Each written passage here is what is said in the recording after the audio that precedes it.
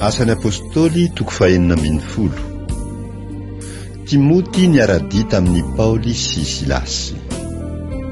Asan'ny Apostoly toko faha-16, ny andinin'ny voalohany hatramin'ny 5.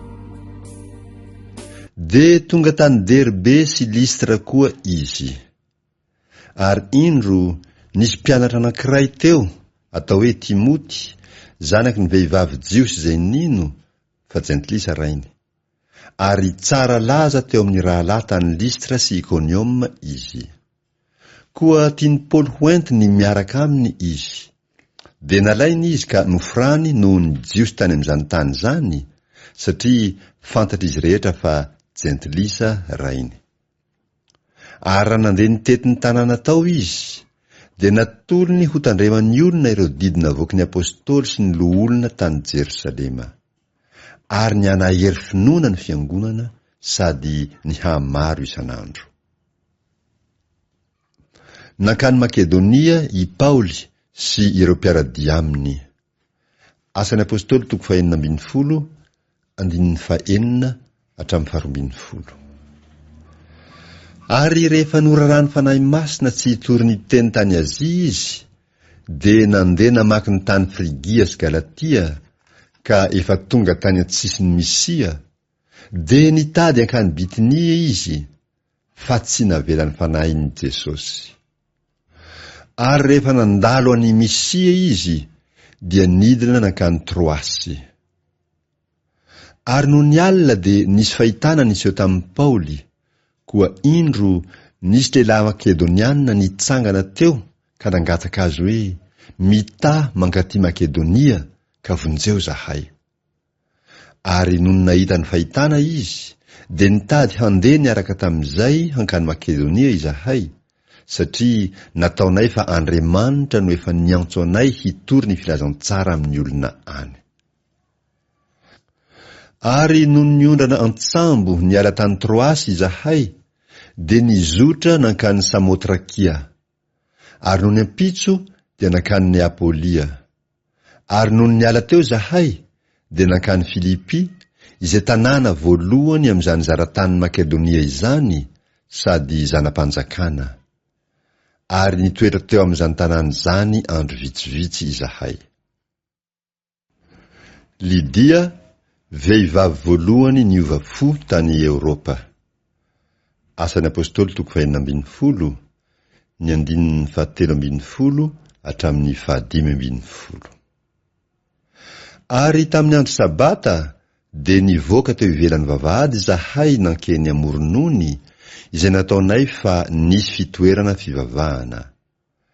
Ary nipetraka teo zahay, ka niresaka tamin'ny vehivavy vory teo. Ary nisy vehivavy atao hoe Lidia, mpivarotra lamba volomparasy, avy any an-tanàna Tiatira, izay nivavaka tamin'Andriamanitra, de niaino izy, ary ny tompo nanokatra ny fony hitandrana ny teny izay nilazain'ny Paoly. Ary rehefa natao batisa raha vehivavy mba amin'ny ankohonany, de nangataka izy nanao hoe, raha ataonareo ho mahatoky amin'ny tompo aho, de midira ao an-tranoko ka mitoera ao. De nanery anay izy. Paoly sy Silasy nokapohina ary natao an-trano maizina. Asan'ny Apôstôly toko faha-16, andinin'ny 16 hatramin'ny 17. Ary raha nandeha ho any amin'ilay fitoerana fivavahana izahay, de nisy ankizivavy anankiray nanampanahy mahavaly ny fanena taminay, ary ny faminanina nataony no nahazoan'ny tompony harena be. Izy nanaraka ny Paoly sy zahay ka niantso hoe, ireo lehilahy ireo dia mpanompon'Andriamanitra avo indrindra, izay manoro anareo lalam-pamonjena. Ary nataony tamin'ny andro maro izy zany. Ary sositra Paoly, de nitodika taminy, ka nanao tamin'ny fanahy hoe, mandidy ianao amin'ny anaran'i Jesosy Kristy aho hivoaka aminy. De nivoaka tamin'izany oro zany indrindra izy. Ary noho ny hitan'ireo tompony fa very ny fanantenany hahazony arena, de nisambotra ny Paoly sy Silasy izy ka nitondra azy ho any an-tsena any amin'ny lehibe. Ary rehefa nentiny tany amin'ireo gouvernorra izy roalahy de nolazainy hoe ireto lehilahy jiosy reto mampitabataba ny tanànantsika loatra ka mampianatra fanao tsy mety ho raisitsika na ataotsika fa romanina sika. Ary ny vahoaka niara-nitsangana hamely azy. Ary ireo gouvernorra nanaisitra ny lambany ka nasainy nokapohina tamin'ny hazo izy. Ary no nefa nikapohiny mafy de mafy izy de nataony tao an-tranomaizina ka nasainy niambina azy tsara ny mpiandry tranomaizina. Ary rehefa nahazo teny toy izany rahalehilahy de nataony tao amin'ny tranomaizina anatiny indrindra izy ary ny tongony nobolokiny mafy tamin'ny boloky hazo. Niova fo ilay mpiandry tranomaizina. Asan'ny Apostoly toko faha-16 ny 520 hatramin'ny 430. Ary noho ny namatinalina de nivavaka sy ny hira fideranan'Andriamanitra Paoly sy Silasy, ary nihaino azy ny mpifatotra. Ary nisy hororotany mafy de mafy avy tampoka ka niozongozona ny fanorenan'ny tranomaizina. De nivoa niaraka tamin'izay ny varavarana rehetra ary niva avokoa ny fatoran'izy rehetra. De nahatsiary ny mpiandry tranomaizina ka nahita ny varavaran'ny tranomaizina nivoa de nanatsoaka ny sabany izy ka saika hamono tena satria nataony fa efa nandositra ny mpifatotra. Fa Paoly niantso tamin'ny feo mahery ka nanao hoe aza mamono tena fa ato ihany izahay rehetra. Ary izy niantso jiro de nikaretsaka niditra sady torakovotra ka niankohoka teo anatrehan'ny Paoly sy Silasy. Ary rehefa nentiny nivoaka izy roalahy de hoy izy, Tompoko, inona no mety hataoko mba hovonjena aho? De hoy izy roalahy, minoa an' Jesosy Tompo de hovonjena ianao sy niankonanao. Ary izy roalahy nitory ny tenin'ny Tompo taminy sy tamin'izay rehetra tao an-tranony. Ary nandray azy roalahy izy tamin'izany ora amin'ny alina zany ka nanasany diakapoka.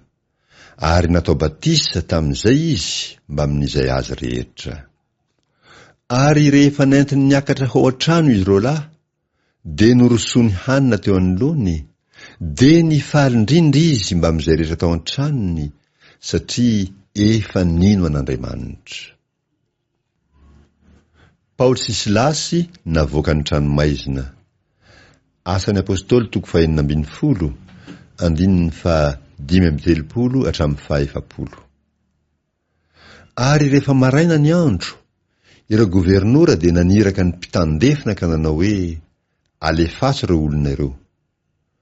Ary ny mpiandry tranomaizina nilaza izany teny zany tamin'ny Paoly hoe ireo gouvernorra efa naniraka handefa anareo, ko ankehitriny mivoay anareo ka mandehana soamatsara.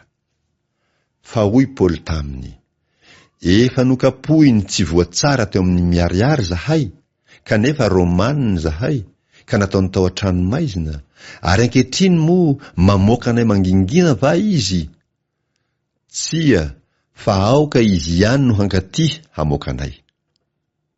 Ary ny mpitandefina nilaza izany teny zany tamin'ireo gouvernorra, de natahotra izy raha naharefa romanina izy roalahy. De tonga izy ka nanony azy sady nitondra azy nivoaka ary nangataka azy handeha hiala ao an-tanàna. De niala tao an-tranomaizina izy ka niditra tao an-tranony didia. Ary rehefa nahita ny rahalahy izy de nananatra azy ka lasa nandeha.